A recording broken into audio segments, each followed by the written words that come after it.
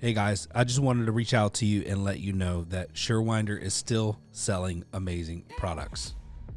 Some of you guys have been dragging your feet for whatever reason. If your shoulder hurts, do not waste time. Pull the trigger. I just bought 4 or 5 of them, and we had 2 guys out. You know how much it cost me to pay for 2 guys being out with bad shoulders? We just pulled the trigger and we said, listen, everybody's going to have one on a truck. It's mandatory. You got to use it. Don't hesitate. Don't wait till your guys go down. It's going to cost you more. Buy a Surewinder. What's up, guys? Ryan here, Torsion Talk Podcast. And we're at it again. How are you, Tamara? I'm doing well. How are you today? It's nice to actually see your face and talk to you. I know. I miss you. I miss you too. It's not the same having you all up in my grill all day and then not talking to you at all for days at a time. Very weird. Yeah, it is very weird. We were connected at the hip for like what, year and a half? 2 years, yeah, almost. It's crazy. Total chaos. Like, I have recently come to grips with the fact that I am addicted to building things. And I think it's on the verge of being unhealthy. And I've come to realize that because I go through these cycles of life where everything's going really smooth. And then I'm like, let's make some power moves. And then I go out and I freaking come up with this grand theme of something I want to do. And I'll do it for both of my businesses, and we'll plan everything and get it going and then launch it all at the same time. And then it's like, what the heck was I thinking 2 weeks in? And now you're so far in that you can't back out, and you got to just stick to the grind and push hard. And it's like everything that we planned for the year has really just come to like a head where it's like, okay, we got this growth strategy for air and overhead doors. We got this growth strategy for such and such. And, you know, I don't put a lot of weight on Josh to do a lot of the project-based stuff. I try to handle that as much as possible. And then he runs the day-to-day. And so doing that has been very stressful. I think I'm addicted to causing pain to myself. Is that a thing, Tamara? Yeah, it's a thing. Yeah. I just talked to this guy earlier, like right before here. I was on a agency mastermind for a guy who has like a $38 million business. And we were talking, and I was asking him some questions about this specific topic. So it's fresh on my mind. And he was like, he said, you and I are almost exactly alike in the fact that we're 0 to 1. Mm-hmm. And we need to surround ourselves with people that are 0 to 10. Because we like to build and hand off, or, you know, build and sell it, or, you know, build and whatever. And he's like, you either got to mature and develop.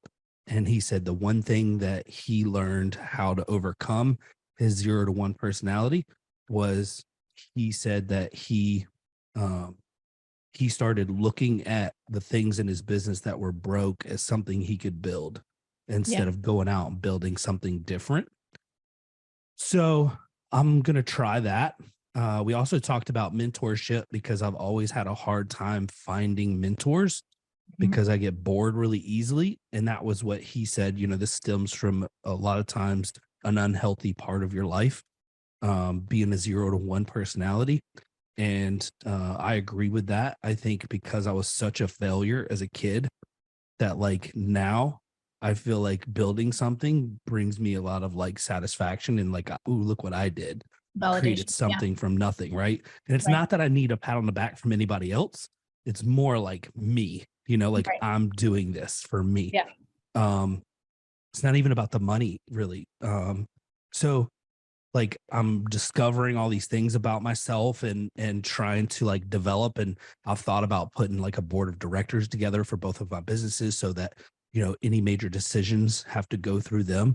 But like, even talking to that guy, he's like, you're not going to do well in that environment. So he's like, you got to surround yourself with people who are risk adverse, but not to the extreme that you are. Right. So he said it's very hard to find. He's like, you need 0 to 3s in that group, 0 to 5s probably. Yeah. And so, yeah, I mean, like adjusting your style. I think as leaders, there comes a point where we got to realize who we are Yep. and who we aren't, right? And I think I learned a couple years ago, I'm not a CEO. And I'm figuring that out. I am excellent. If you say, hey, who do you want for your day one guy? That's me. Like, I'll be your day one. And then 2 to 3 years in, depending on the business, like I think I'm supposed to just hand it off or like, hire someone to run it. So I did that with Aaron Overhead Doors successfully. It took me a little bit longer than I should have. And I think I'm probably getting to that point with such and such within the next year or two. But it's good to like learn about yourself. Yeah. And it's hard work too. It's not fun. No, because you don't, it's easy to look in the mirror and see your physical things that if you're a little overweight, whatever, you can look in the mirror and be like, man, I'm a little overweight. But there's no mirror for like your inefficiencies in your personality a lot of times. Yeah. And it's easy to oversee those, right? And just like look past them. And so I was talking to this guy, I was like, I had like 4 or 5 mentors in my life and none of them have worked out. And he's like, he laughed and was like, yeah, me too. And he's like, it's a little bit of a problem. But he said, it's not that we're like more wise or more intelligent than they are. He said that your personality seems very similar to mine. He's like, you just think at such a pace that you can't, you don't like the pace at which the information is being given to you. And I was like, yes, 100%. So I got to move fast. And so that was like, like even learning something about myself there that I wasn't even aware of. Like the advice is good, but I need it now and I need to move quick. And so that's why like mentorship for me hasn't worked out that much. I just spend a lot of time in like self-improvement and learning from other people on YouTube because I can fast forward through all the junk at your own pace, right? At my own pace. Yeah. So speaking of self-improvement, I went on a show recently and I just like, there's certain people in life where you just talk to them and you click. And you really enjoy their presence and just being able to spend time with them. And this dude's like a wealth of knowledge. And I was like, you know what? You would be great on my show. How about you come on Torsion Talk and chat with us? And so, there might be a little bit of crossover from like what we provide, but I just love him so much that I wanted to have him on the show and let you guys like meet him. And some of you guys may know him because he's got a little bit of a presence in the home service industry. And so Mark Ambrose is on the show with us today with Battleplan Marketing. How are you, bro? Ryan, you're awesome, man. That great intro. Hope I can live up to that. You're awesome, brother. You can. You're awesome. I wouldn't say it if I didn't believe it. No, you're awesome. So what are you up to these days? Tell my audience a little bit about your history and what you do. Sure. Are we on video also or just audio? Yes, sir. Okay, so they can see the gray hairs there and know that I've orbited the sun a few times. You can't lie and say you just started your business for the first time. I'm 32 years old. And, I've traveled around the sun a few times and I've got about 30 years sales and marketing experience. This is my second business. I've also worked in a family business for about 7 years. With my brother, Dan, we took that business into another industry. And grew that up to about 8 million. And then I left that and started my own business and e-commerce back in 2007, sold that business. And then I kind of wandered around in the real estate world, found my way back into digital marketing about 5 years ago. And I actually started in the dental industry. No way. But it was super difficult to reach those guys. and Dude, you girls. know, that's how I got my first check as a marketing agency. Is that I was, right? I was in a dental chair. It was like 2006-ish. And my wife worked there, and I was getting my teeth cleaned, and he was like, "What have you been up to?" And I'm like, "Man, I'm starting a marketing agency. I hadn't even started it yet." And he was like, "Really?" He's like, "I don't have a website." I was like, "Yes, I know." I was like, "I checked," and my wife told me. And he's like, "I've always wanted a website." And I was like, "You should." I was like, "You're completely irrelevant without it." And Right. he's like, "How much would it cost me?" And back then I was just like throwing it from the hip. I was like, $1,500, I'll throw up a website for Right. you. Just throw a And I didn't number. even know how to build a website at the time. I mean, like, I had fiddled around with some stuff, but I wasn't like great at it. And so I left the dentist with a check for the very first time in my entire Wow. life. I got Nice. paid to go to the dentist. Good work. Nice natural skill. Did you Yeah, pick thank you. that dentist because he didn't have a website, or? No, but that's actually a good strategy. Right. Not a Right. bad deal. Yeah. Well, those guys, I did get a few dentists, but those guys and women are pretty difficult to reach, and they got gatekeepers and all that. They're And historic. before that, so I'm going back about 5 years, I figured a recession was coming our way, right? We're at that time, we were like 15, 16 years into an upswing. I've been around the block a few times. The economy is cyclical. Nothing lasts forever. I knew a recession was coming at some point. So I was looking for what industries are recession proof, so it's dentists, accounting, home services, so on and so forth. So those first two were difficult to reach. I did zero in on the dentist, but then I left that industry pretty quick. I still have a couple of those guys. And then I just went into after home services, plumbers, electricians, solar, and I could reach those men and women, and we started doing business like that. And now I'm actually zeroing in more and more on just plumbers, because you really need to know the industry that you're working with. If you're, I have no intention to be a large marketing agency. I guess, those people, they have their SOPs, they can work with maybe any industry. But for our small agency, we needed to know our client. So more and more, we're honing in on the plumbing industry. Very nice. So what kind of clients are you looking for? Like, are you guys doing like small stuff or big stuff, or a combination of both? Right now, most of our guys are small. And small is under 10 million, so they're in that, say $1 to $5 million range, traditionally. We mostly do SEO, or we have been doing, I should say, because we're pivoting actually right now. So we've been doing SEO, content marketing, Google Ads, and of course, web design. Because of SEO, just natural, they usually need some web design work. It's hard to do SEO and not do websites. Yeah, it's really impossible. Yeah. Quite honestly. Schema markup, all that good stuff within SEO, link building. But that became, that's a little large now, and larger than I wanted it to be.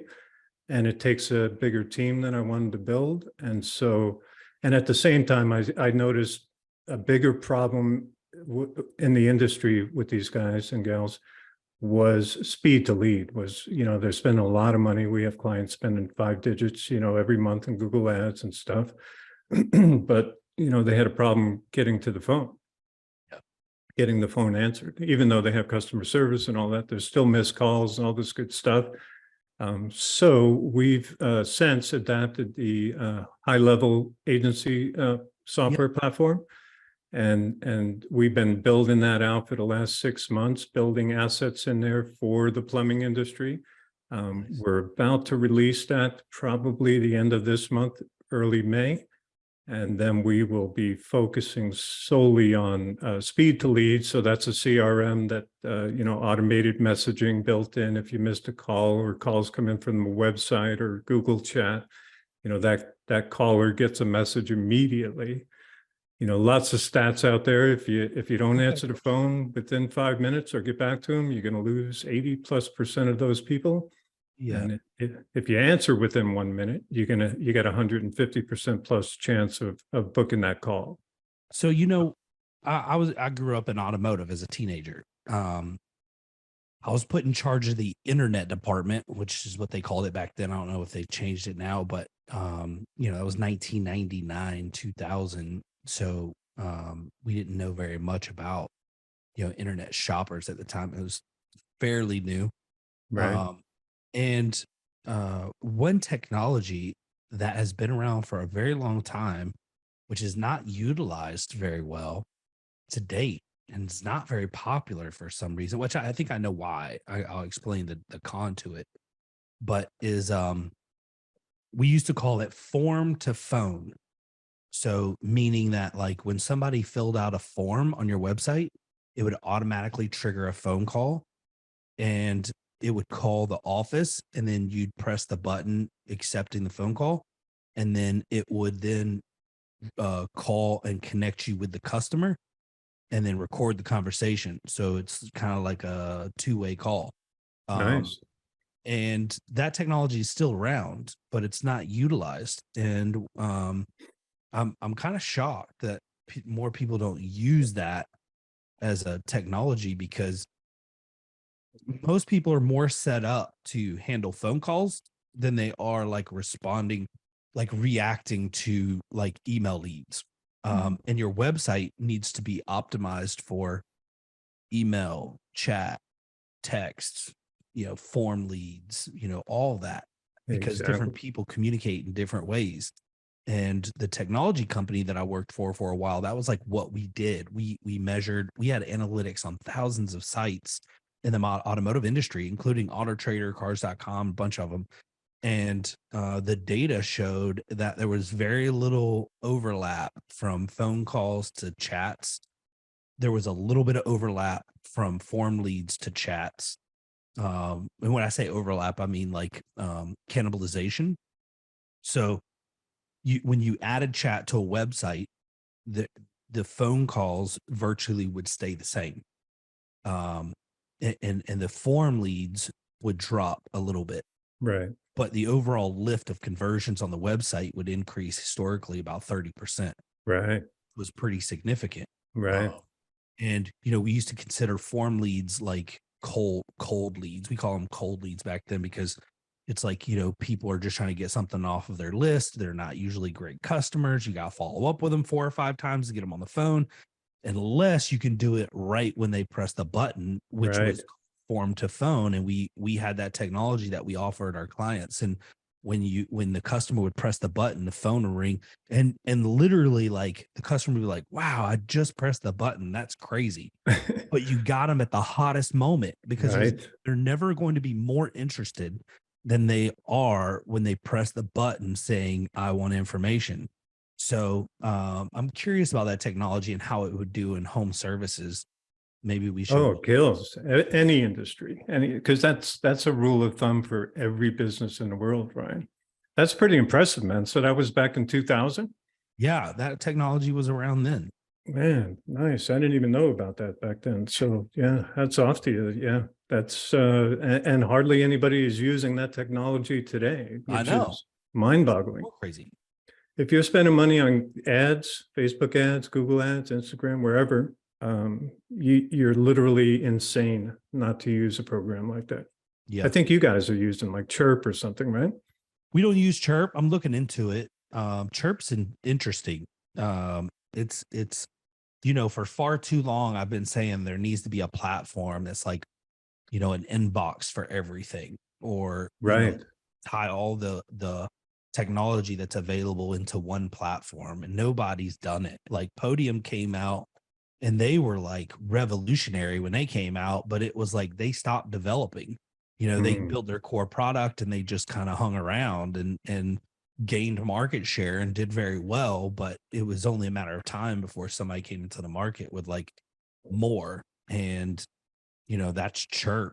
And Chirp is probably, the cost of these platforms are probably spot on, but you're looking at $500 to $800, I think, to buy these platforms per month. But you got to calculate, may feel expensive, but these platforms are designed to increase sales and conversion on your website. So like, for example, if right now you have 1% of your visitors converting into a lead, and you're able to raise that to 3%.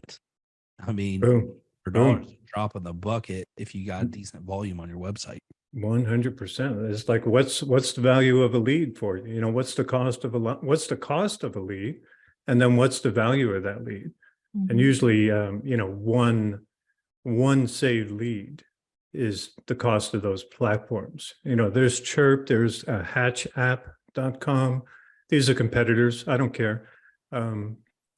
You know, and the one inbox. Now, I'm not sure if they do the one inbox thing. I know they do the automated messaging. So, you know, your chosen people will get notified immediately, and that caller will get notified immediately. You know, hey, sorry, we missed your call. How can we help? Or if it's after hours, you know, there's after hours messaging. Also, a step above that would be a single inbox. And I'm not sure if they do that. We used a high level platform for it, and we're customizing that. So I can't take credit for it, but our system will have one inbox. So it connects your email forms, your web chat, your Facebook Messenger, your Facebook, TikTok, Instagram, your email, all into one inbox. So you can Everyone I've met who's used high level loves it. I've played around with it from an agency side, and it wasn't exactly what we needed, but I do like it for the idea of being a CRM. Right. And I currently use Monday.com for our CRM because of the flexibility, but it's not technically built really for being a CRM unless you can, like, if you're tech savvy, Monday's great. But if you're a home service owner and you want something kind of built for you that's out of the box, high level is beautiful. And they have like this reseller deal, which I guess is what you're doing, right? Where you become like a licensed partner or whatever, and then you're able to kind of customize it and sell it, right? Yeah, we're on their agency. There are people using their affiliate programs or promoting it. I believe they only sell it to agencies. Gotcha. So you have to be an agency to buy it. We're not promoting their affiliate program to other agencies, really. We're just building out. So you know, it's got a lot of functions within it. You can get lost in there really quick. Which we did for the first few months. And then we've spent the last 6 months customizing it just for plumbing companies and building a lot of assets, you know, emails, holiday emails, service reminder emails, referral program, a realtor program, you know, all these kinds of things within the system itself. So once we launch it, you know, that is a one-stop shop, one inbox, automated messaging. We're big proponents of staying connected to your existing customers, right? So none of us have control of the ads auction markets, right? So Google ads, Facebook ads, all these things are some of them are out of control already, and we don't have control over them. So if you're only relying on that for business, it's a recipe for disaster, in my opinion. So you should be, you know, we spend all this money to acquire our customers. We should stay connected to them, should be emailing them regularly and a newsletter. Yep. And not always selling them something, you know, informing, joking, whatever, share the culture of your company. Right. And, you know, that kind of stuff. So staying connected to customers is super important. Finding mavens out there, you know, who like I remember last time you and I talked, I'm pretty sure you're connected with custom home builders, property managers. So these are the things also to, you know, connect with those people and stay connected with them regularly through, you know, helpful information, having a YouTube channel, all, you know, inbound marketing, basically. Yeah. Bringing My them to you. whole agency is built on inbound marketing. We've never really run any ads. We don't do any type of like marketing per se. Like we go to events and we like events. But a lot of my stuff has come from repeat referral. We do a lot of free information. Like I'll do website audits, like an event where I'll post on Facebook, like drop your link and I'll do an audit for you. And then like I'll get 3 or 4 clients every time I do that usually. And then this podcast has been like Right. huge for us. I'm sure you're Right. familiar. Like it just drives leads. And so it's to the point where it's like, I've hired salespeople and just to keep up with the inbound leads that we get, because there's times where I can't get to them all. Yeah. But I want to stay on this point real quick because I think it's super valuable. And, for you and I, we're tech savvy. We understand technology, we understand marketing, but for the average home service business owner, right? He's got a software to manage his schedule for his guys in the field, like a Jobber or a House Call Pro or a Service Titan. But what's one big thing that's missing with those is they're just that. They're like a dispatch software. There's no like a really good way for them to manage sales. And a lot of times these software companies assume the sale starts on an inbound lead. And even if it does, there's not like a great way to keep them from falling through the cracks. And so one of the ways you can increase sales almost overnight is to have a good system in place for your pipeline and follow up and touch points for people who are interested in what you're doing. And, Go High Level is perfect for that. Yeah. 100% agree there. And we're not Yeah, getting absolutely. paid to promote it, just so you guys know. It's just I've seen it and I've seen what it can do. And I'm just a fan of a CRM altogether. I'll give you an example of how important CRMs are for business owners. January and February were the worst months for Aaron Overhead Doors, my door company. And I could have panicked and freaked out because we took some huge hits. But when I go through our pipeline meeting with the commercial team weekly, and I go through the pipeline meeting with my residential team weekly, I'm looking at the numbers and the pipeline just keeps getting bigger and bigger and bigger and bigger and bigger. And I'm like, dude, eventually these got to pop. I'm like, what do we got to do to get some of these closed? And they're like, everybody's dragging their feet. They're scared, whatever. A lot of the stuff that we do is high end. So it's, it's not maybe needed. It's just people who watch the markets and their 401ks in the stock market and the economy. And they're like, maybe I shouldn't buy $30,000 worth of doors right now, And then March hit and we had the biggest month in company history by a lot, like not even close to the second best month. And so when you add all 3 months up, which I try to measure everything on a quarterly basis, we were above our quarterly goal. And so after having 2 horrible months, and but a pipeline can put you in a position where you don't have that anxiety, where you're like, oh my God, the sky's falling, right? Because you can look at the pipeline and be like, oh, we're good. We got, we're almost double our pipeline on commercial, and we're up on our pipeline on residential by 40%. If we close X amount of this, then we're going to be good. Yeah. And you should be tracking those old leads, right? Especially like, again, on your end, you're in high end, upscale homes.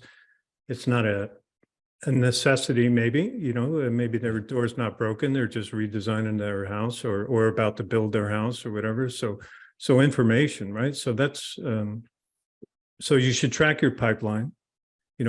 Salespeople traditionally will not follow up very well with leads, right? So we're looking only for the ready buyers. 99% of people are not ready to buy, and they're at various levels. So we also like, sales funnel marketing, right? So how about instead of Google ads and Facebook ads, or in addition to, how about you run, informational ads, way lower cost. You can still use Google and Facebook ads, but super low cost keywords. You have to manage your keywords really, really well, negative keywords especially.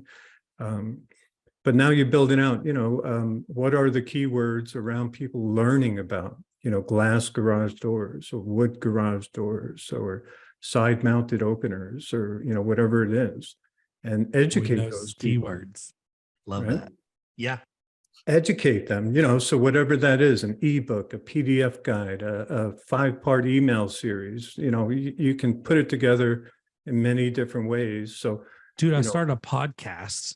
start a Check this out. podcast. Yeah, listen, I did a podcast for Aaron Overhead Doors.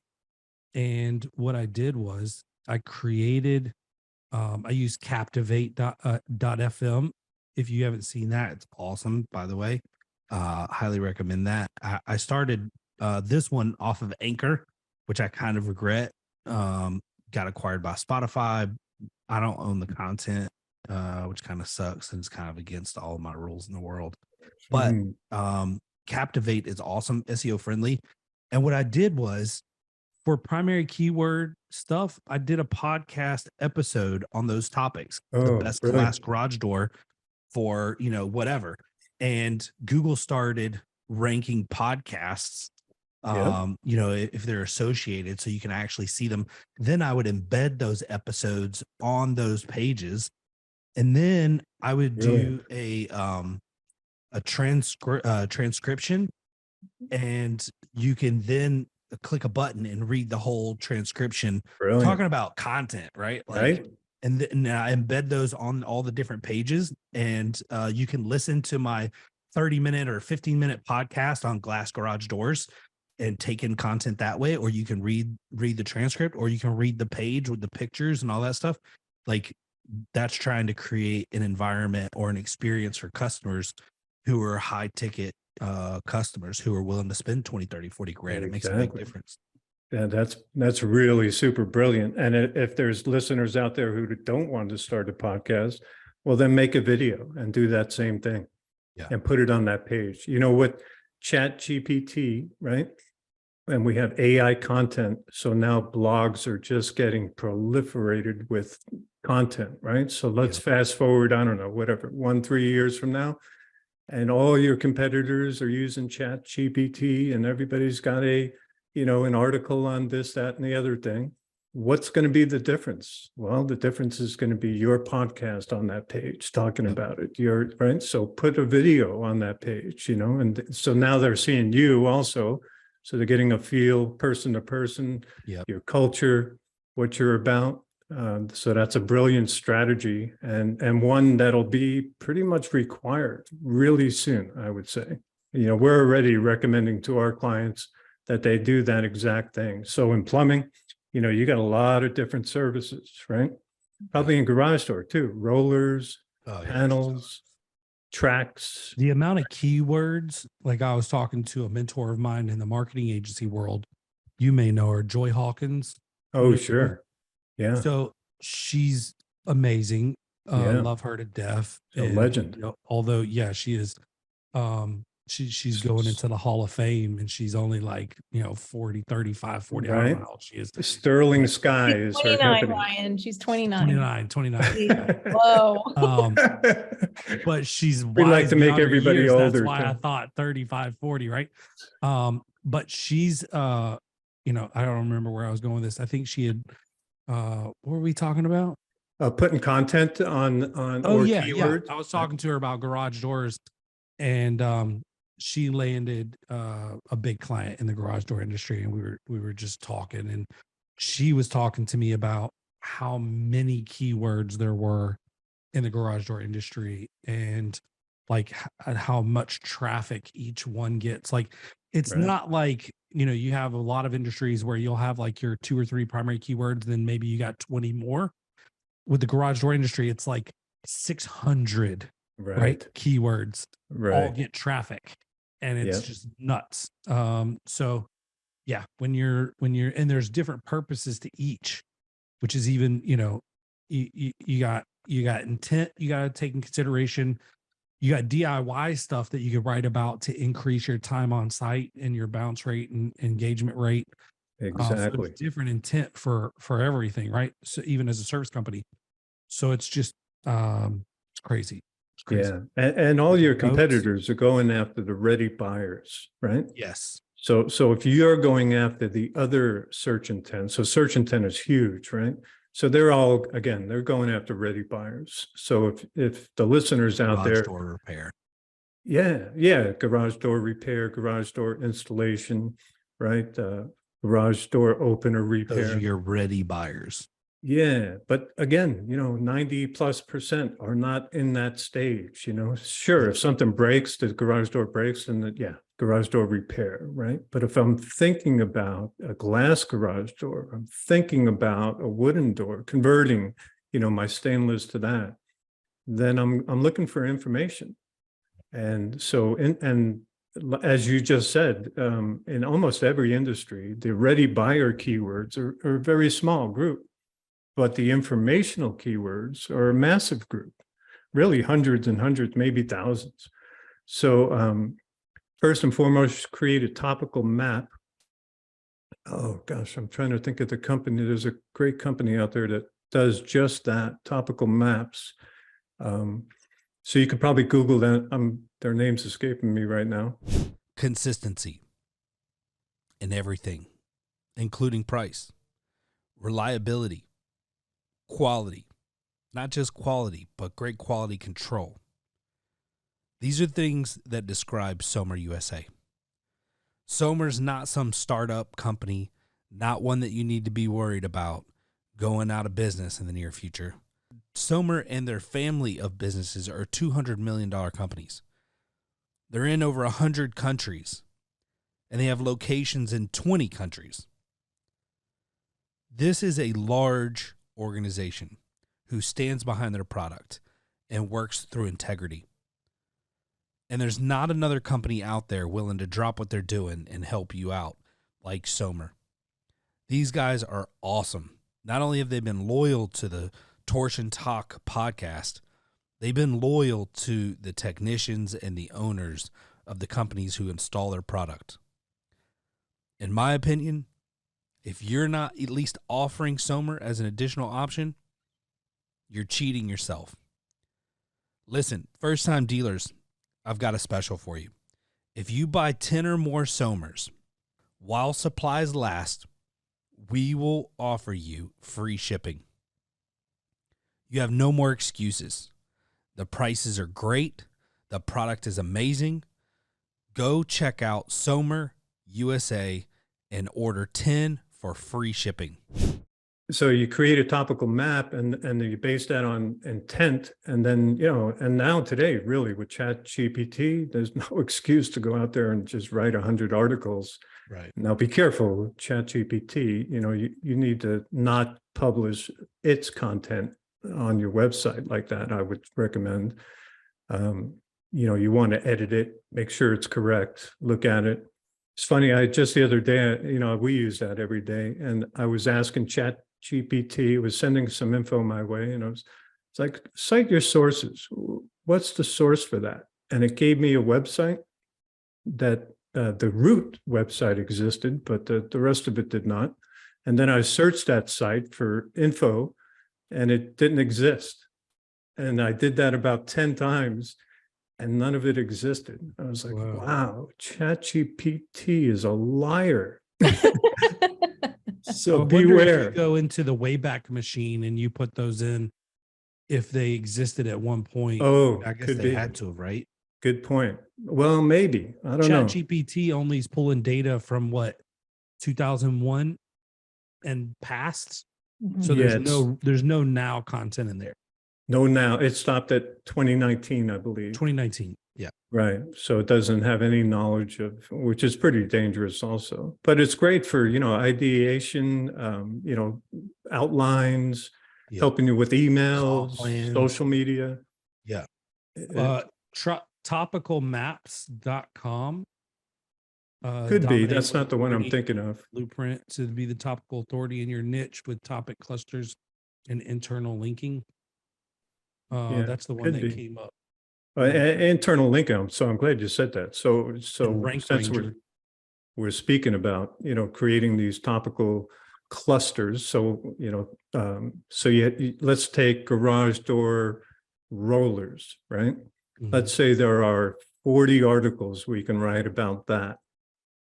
Now the key is to interlink all those articles, right, to each other and back up to that main service page, garage door roller repair, and then have it and back. So cross link them all together, and now you will get the power, so maybe 5 of those articles become super popular in search, and you spread that ranking power throughout all of them and back up to that service page. So that's a key tip for those out there. And again, you should be putting videos on all those pages also, if not doing a podcast. I love that idea too. When you've been doing SEO for how long? Well, 2007, and then the last 5 years, so about 12 years. So so 2007, it was probably popular back then. Oh yeah, web position microsites. The first company to come out with like a teaching thing was Web Position 2.0. I don't know if that predates you guys. Definitely predates Tamara. Sorry, Tamara. She'll take it as a compliment. Yes. Yeah. I'm sorry. What was the question again? Microsites. Do you remember when microsites were a big big deal? deal? Yeah. SEO was super easy in 2007. You know, you just PBNs and links, and you know, it was so easy, and it's article spinning and you know, all that crap. Today it's a whole different world, but if you grew up in that world, then you know, this world is a little easier to manage maybe. Yeah. Now, I am starting to see the microsite thing come back. Have you seen that? Yes. Yes. Yeah, a lot of people are building these Google business profile websites and going to Wix and building a site and creating all these like all sites, even though they're like 0 domain authority. They were like 3 or 4 or 5 blogs on each, relevant content on a couple pages, and then link him back to your, you know, that website. And there seems to be a little bit of a boost from that, which I haven't seen in 15 years, right? Yeah. Like that went away around 2006, 2008 range when it just kind of died off. And now it seems to be back, which is kind of weird in my opinion. Well, they're going for topical authority, right? So what we don't realize is that the Google bot is just a stupid bot, right?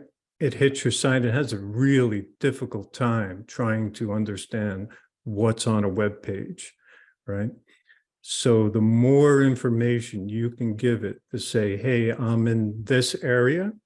So that, which is another thing, by the way. So you should be writing articles about your town.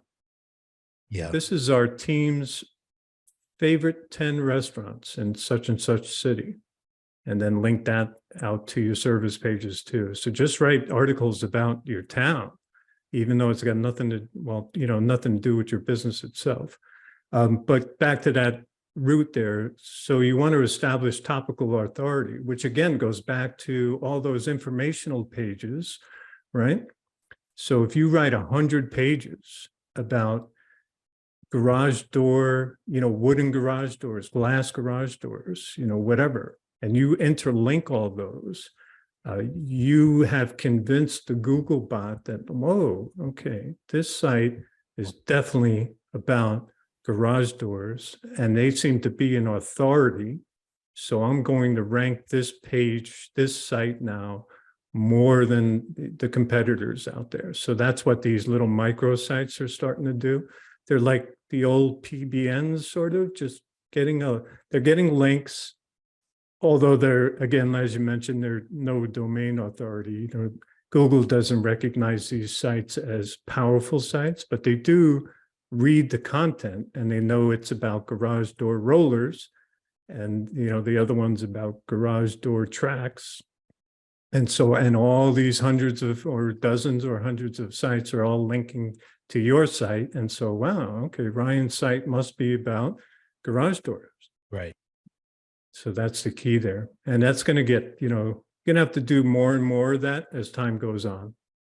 You know, anybody who just puts up, I had a guy last week ask me, why do I need informational pages? You know, can't I just have my service pages? I said, sure you can. You know, it'll be a ghost, you know, it'll be, you'll never show up in Google search, you know, unless you're in like Wahoo, Nebraska. And my apologies to the people in Wahoo. In my head, when I was in the Coast Guard, we had a guy from Wahoo. We used to make fun of him. Like, how many people live in that town? Like 9? Yeah. You know. So one thing that we're also seeing with SEO is, you know, back in the day, it was, you know, how deep could the website get? Then that was good. Then it was like, well, we don't want to be deep. We want to be wide. And so now it's kind of been the thing. And then now it's all about condensing, you know, not having too many pages compete with the key for the keyword.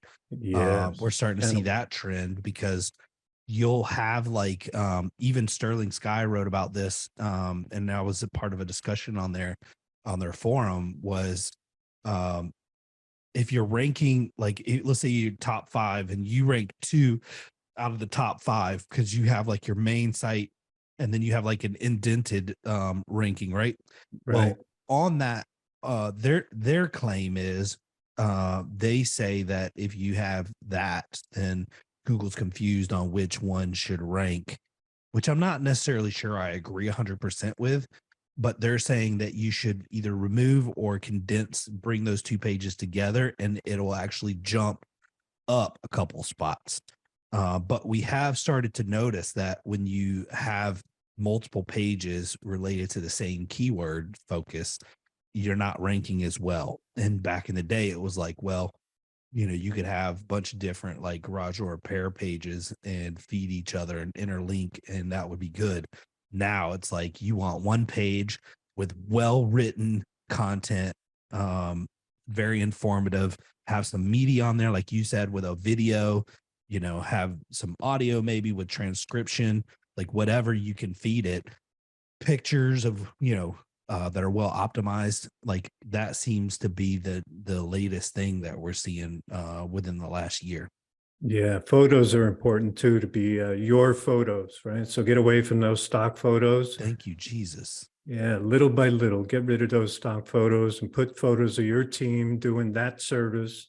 Yes.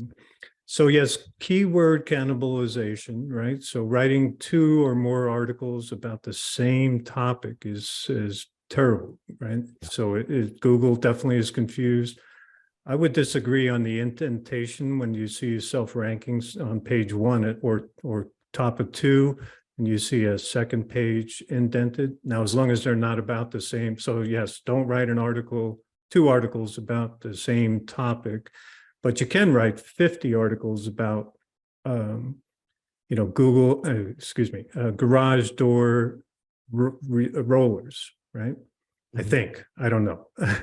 You know, if you do the keyword research and you find 50 separate but related articles about rollers, but each one's a different subtopic, then that's exactly what you want to do, is write all 50 of those, tie them together, but be very, very careful not to cannibalize one of the other topics. Absolutely. Link them all together, put the photos on there, put the media on there. And buy links. Do you guys buy links or? We do not buy links. Kind of old school. You know, I would buy links in the early 2000s. Right. You know, and I went through the phase where, you know, obviously 1999 was a year after Google started, and I was in AOL chat rooms learning black hat SEO tactics. And it wasn't long after that where I was on my, you know, my car dealer, the dealership I worked for, its website, keyword stuffing the footer where the text was the same color as the background, right? Right. And we like outperformed everyone.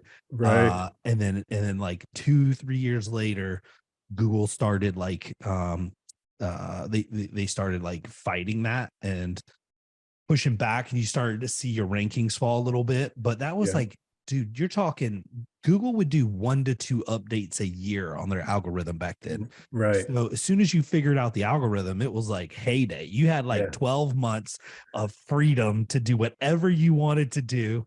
It was awesome. Yeah, you had 12 months figured out. And then once they did the update, you just had to adjust, and everybody would freak out in the SEO community and make adjustments. Right. And then once someone figured it out, they'd post it in a chat group, and then everybody does it. Exactly. You had time to figure it out. Yeah. So like, I'm a big fan of this, like best glass garage doors, right? If you do a search that on Google, I have 2 pages that rank number 1 and number 2 that come up. Nice.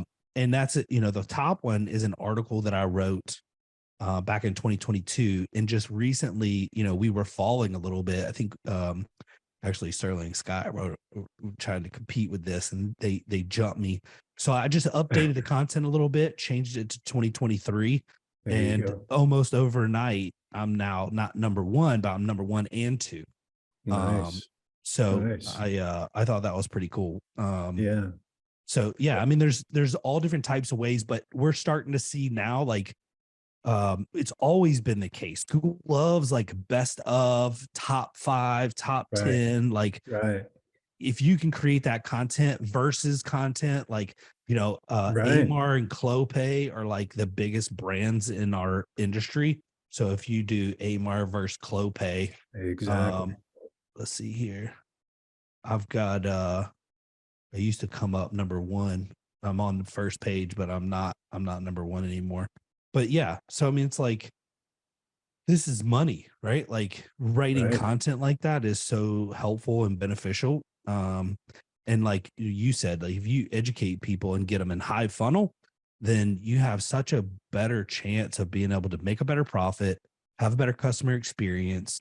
And we get phone calls from all over the country, not just in Georgia, of people wanting to buy from us because of their experience on our website. Nice. And they'll be like, "Oh, no one around here offers black garage doors." And I'm like, "Yeah, they do." And they just don't put it on their website. And so, like, crazy. Yeah, it's just because I rank in their town for black garage doors. And so they think I'm the one that sells them because no one else has them locally. And so I have to inform them, like, yeah, they have them. You just got to call them. Like, whatever. Nice. We're not going to Nebraska to install your black garage door. Like the Mommy Dawn of black garage doors. Yeah. You're killing it in SEO when people are calling you from out of state and you're a local business. Yeah.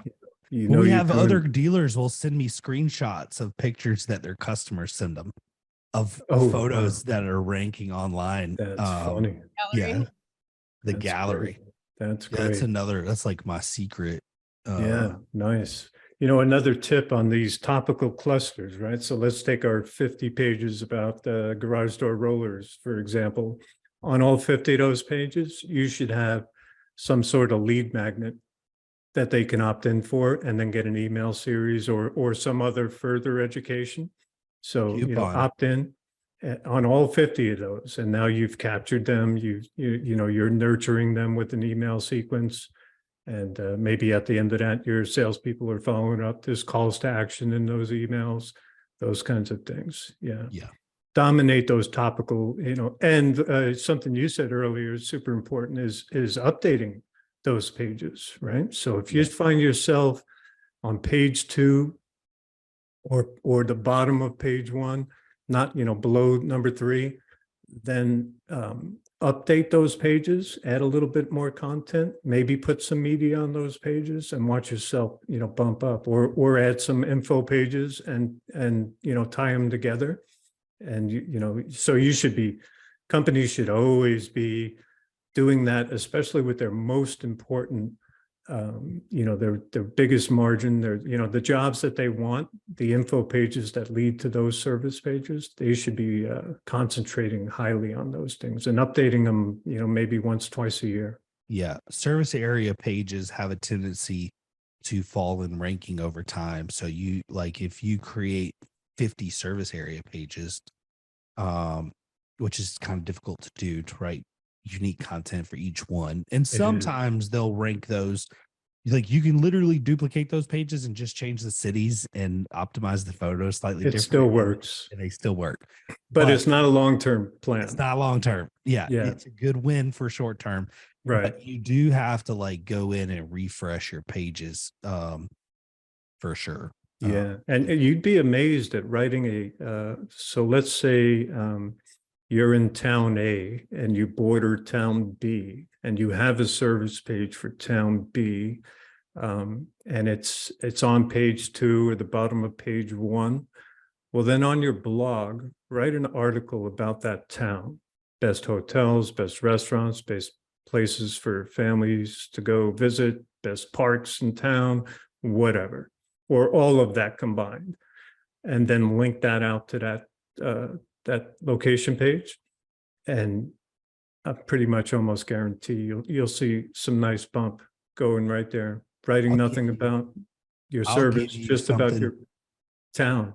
Yeah, I'll give you even something better than that. Like one up on the writing about the town. How's that town utilizing garage doors? You could literally drive around that town, take pictures of Nice. like breweries who have glass garage doors. You could drive around, take pictures of the different styles of garage doors and homes in that area, I love it. and write a whole blog about, you know, how Sugar Hill, like what type of garage, like, and how are garage doors being used at Sugar Hill. And then that is a super powerful way to like even add juice to that and make it relevant, not just geographically, but topically. And then you take that and link it, like you said. I think love it. that's I love that's it. You good. know, people don't like to read anymore either, right? So No, we're everybody's in reading one stuff. way we're writing articles for Google, right? But I like your idea. Let's put media on there for Yeah. people, right? So Yeah. write for Google, but media for people. Yeah. Because nobody wants to read. You know, not too many people. In fact, if you put a heat map on your website, it'll blow you away. That people Yes. don't even scroll down to the bottom of No. the page, you know. We set up in GA4 events for scroll. So if you scroll down, it gives us an event, and it's Right. amazing how few people, like, you can try to do things to get people to scroll, but then it's like, are we trying to get people to scroll, or are we trying to get people to call? Right. It's funny because Google, like, they give all these recommendations about how a site should be structured and how they use like data and analytics to rank your site. So for example, they want you to have a website where people engage and stay on the pages for a long time. Right. But google.com is the pure definition of getting you off the website as quickly as possible and giving you the information so that you no longer need Google, which is hilarious to me. But yeah, they don't want you leaving there at google.com, that's for sure. And they're getting better and better and better at it. So yeah, the Google Maps, so that's a whole nother thing. You should be definitely optimizing that map, products, services, turn your services into products on Google Maps, pictures, video, post. And if your competitors, if you're a little bit below your competitors, then post every day. Post every day. Take your blog posts and repurpose them on Google, your Google business profile. I still want to say Google My Business. And you know, it'll only accept, I forget, 700 characters, 1,000 characters, I don't remember. But you know, take whatever part of that and then read more, you know, and link to your and do it every single day. If you're in position 4 or 5 and you're not in that 3-pack, then post the hell out of your Google business profile. Yeah. And, you know, power it up. We still buy links though. We do still buy links. If we have a customer in a super competitive market, we use, and no affiliation other than clients. So I'd be careful where I buy links from, that's for sure. Yeah, but Matthew Woodward, are you familiar? Yeah. Mm-hmm. Yeah, so he the links 90-day that rank. SEO guy. Yeah, superstar in the industry. Yeah. Links.rank.com is his site. I think that's the proper thing. If not, MatthewWoodward.com, I think. Now he just rebranded, and I think he got I saw that. Yeah. A lot of work. He's got, you know, thousands of pages on that site. Super helpful website. In fact, if you just want to learn about SEO, or you have somebody in-house, you know, for the listeners out there, then I don't know if that's his, you know, he's in the UK. Actually, I believe he lives in Costa Rica, but he's originally from the UK. Nice. So Matthew Woodward, W-A-R-D, right? And also Matt Diggity. Are you familiar with Diggity? Mm-mm. Diggity does the annual SEO conference in Chiang Mai, Thailand. And he's another superstar. He owns like 5 SEO companies. One of them is authoritybuilders.com, maybe. Okay. Same thing, very good link building service. So if you're in a congested city and you just can't break into that top 3 on page 1 or in the map, then I would recommend you look, and you're putting out content, you're putting out media, you still can't get the links, juice going, then you might want to look at buying some good quality links. Or, well, maybe first is press releases, I would say. So you come out with a press release every month, every Just did quarter. one of those for a client today. Yeah, those work really, really well still. And if that doesn't move the needle enough for you, then then look at a link building campaign for What was 6 the months. Matthew Woodard link thing? Links.rank.com or maybe .co.uk. Found it. Links.rank.com, trustworthy link building strategy starts with us. Okay. Yeah. Yeah. Again, only if you're in an area where you just can't, Right. You've done everything else. Do everything else first. Don't just buy links and all you have is a small blog and service pages and location. That's not good enough. You got to do your work first.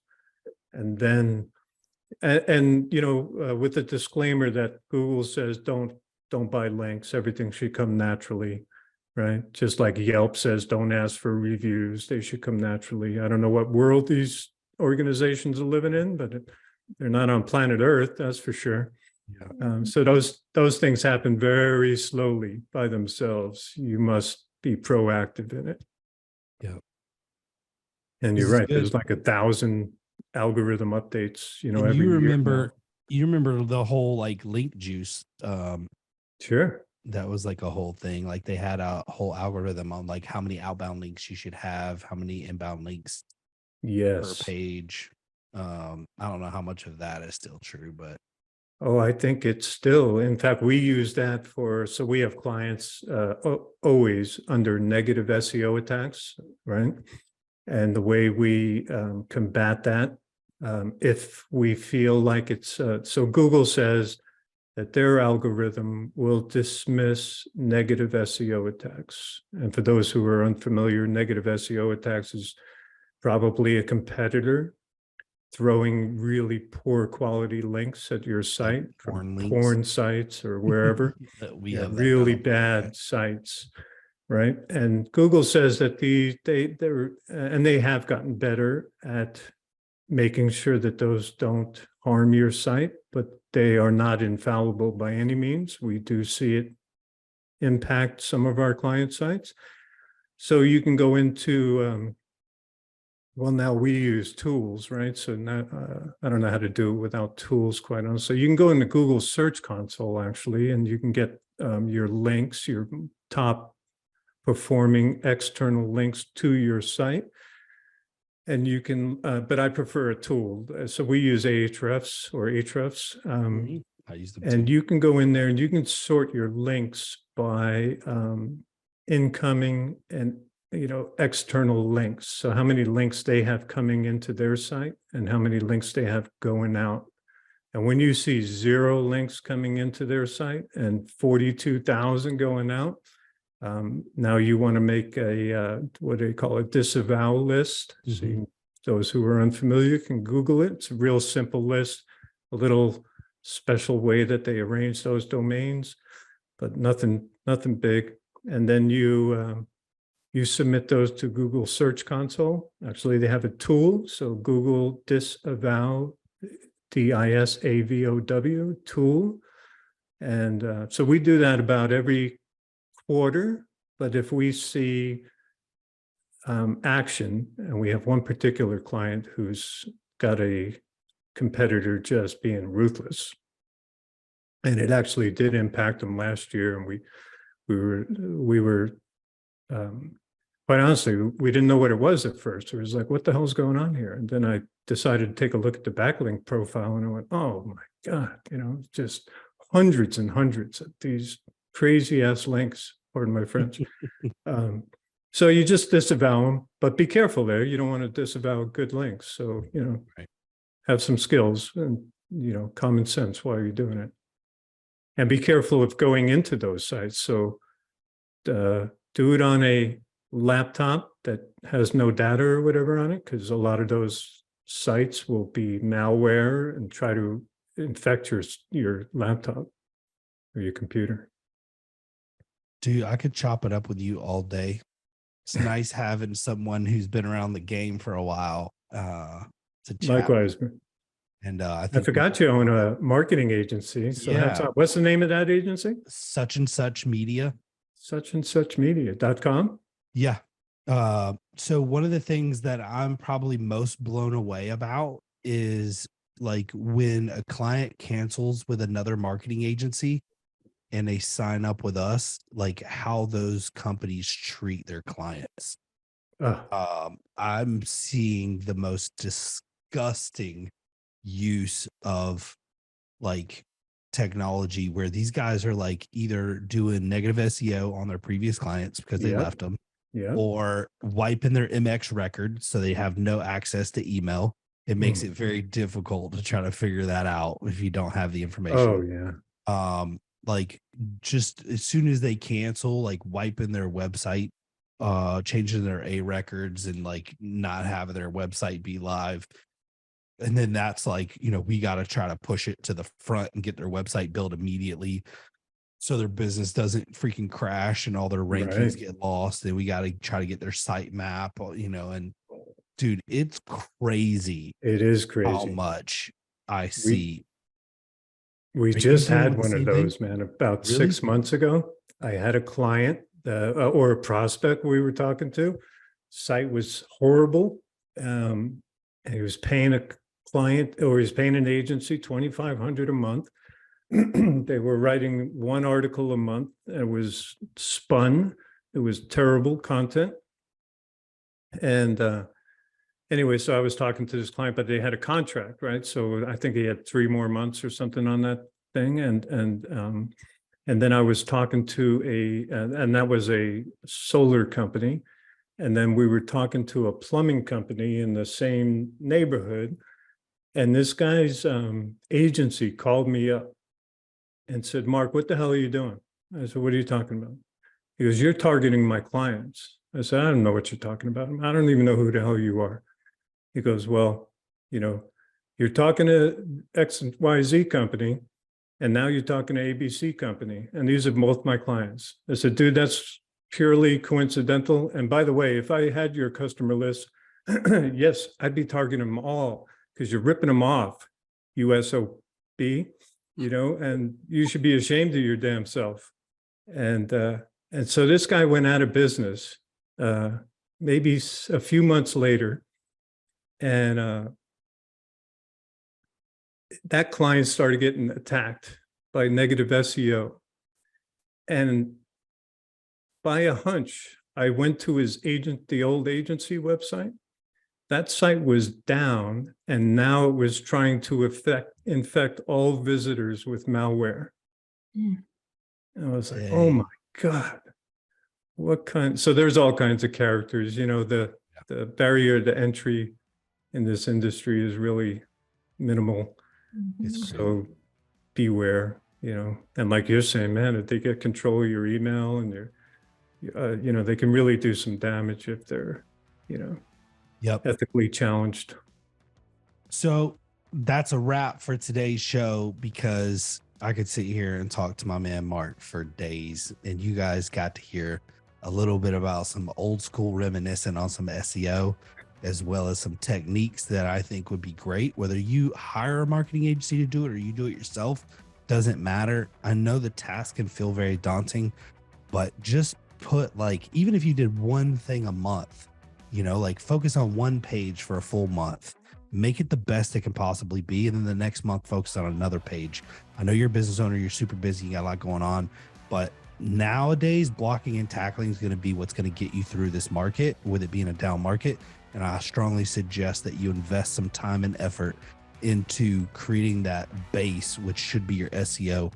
I'll tell you, it feels really good not having a business built on AdWords. I'm built on SEO and brand and all that. And so now when things are slow and people are getting eaten up in the AdWord game, I can jump into AdWords now and ramp up and take more market share, where those people can't just ramp up SEO when they want.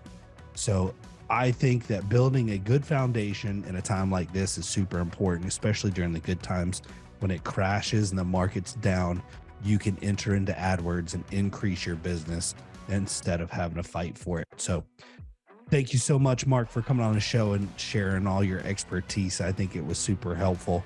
I love the idea of building the pages around some of the cities and writing blog content and doing the interlinking. I think that's super smart. Thank you for sharing some tips with us today. And if anybody wants to connect with you on social media, where can they find you? I'm not too much on social media, quite honestly, Okay. which is weird words for a marketing guy, I'm sure. But just our website, battleplanmarketing.com. And Tamara, Ryan, I appreciate your time. Thanks for having me on. Super honored.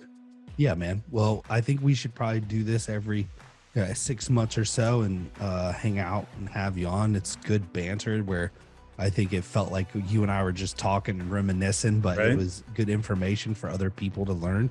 And so super helpful. And I like that. Yeah, 100. I love the mojo. And so anytime, man, I'm all for helping spreading the karma out there. I hear you, brother. All right. Well, thank you and have a great day, bro. All right. Peace. Have a good one.